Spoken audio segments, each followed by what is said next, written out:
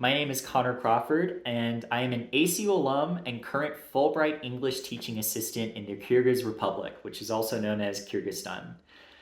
While I was at ACU, I majored in chemistry, biochemistry, and English. Hi, I'm Sky. I was an English major with a public service minor at ACU. I'm doing my Fulbright in Taiwan, in the capital in Taipei City, and I am an English teaching assistant. That's the scholarship that I'm on. I have always loved doing educational things.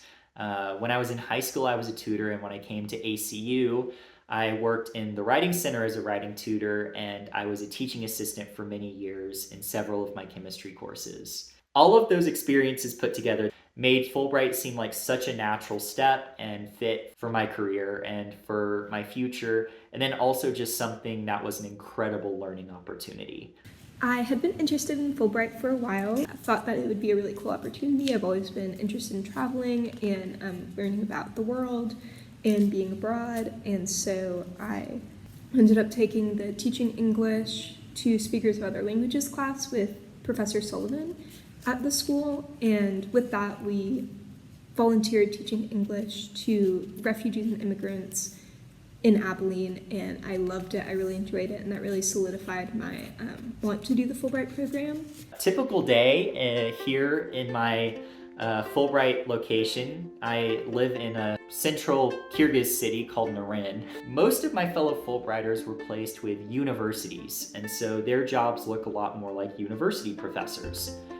I was placed in something called an American Corner.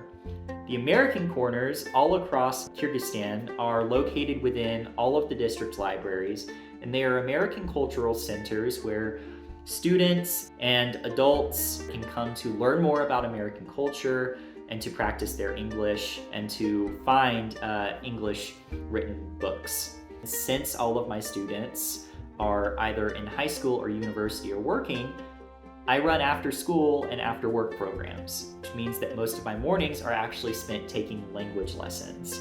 A typical day in my location, I wake up in Shulin, and my school is kind of more on the outskirts of the city. You can see the mountains when I look out the window. It's so beautiful. And so I take a bus from the city to my school. I teach usually about 20 classes a week. So I'm here from 8 to 4, Monday through Friday. They do a lot more of language and context classes. So we have like bilingual art, bilingual PE, bilingual scouting, which is like you learn how to make fires and do stuff like that. When I get to work, I have finished my lesson planning and I am ready to teach a variety of classes and clubs. Some of these are American culture clubs, some of these are grammar clubs, and some of these are regular talking clubs that give people a chance to just practice their English and give me the chance to give feedback about English speaking. Starting in the spring, I also hope to do a science club here, which kind of fits in with my background. On top of that, I'm also doing some other work organizing a reading program for libraries and other educational institutions across the country. It's called the Rockmont Reading Program. But that program is going to be an initiative that increases literacy for younger children all across the country. Literacy is not something that's taken super seriously, and it's not something that a lot of people know how to exercise. And so the American Corners, and mine specifically, is helping to put together a program where we will be working on English and Kyrgyz literacy and instilling that in children as young as 4 years old by teaching their parents how to do this with them.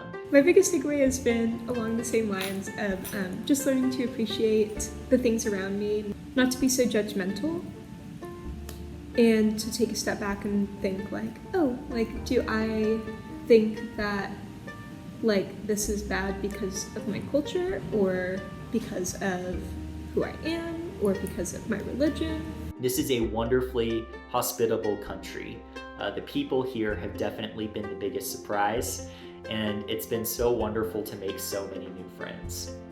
My coworkers too have been the people who've probably impacted me the most while I've been here.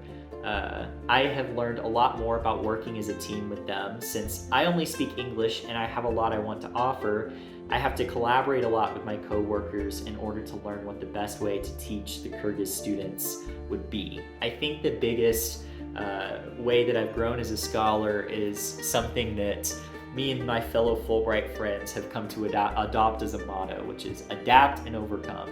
Even primarily with my teaching, my students are wonderful students, but any given day, my lesson plan, I have to be prepared to adjust it in the span of an instant, depending on which of my students show up, whether or not I have new students, and how committed they are to the class that I'm teaching, and whether or not they're interested in what I'm offering for that given day.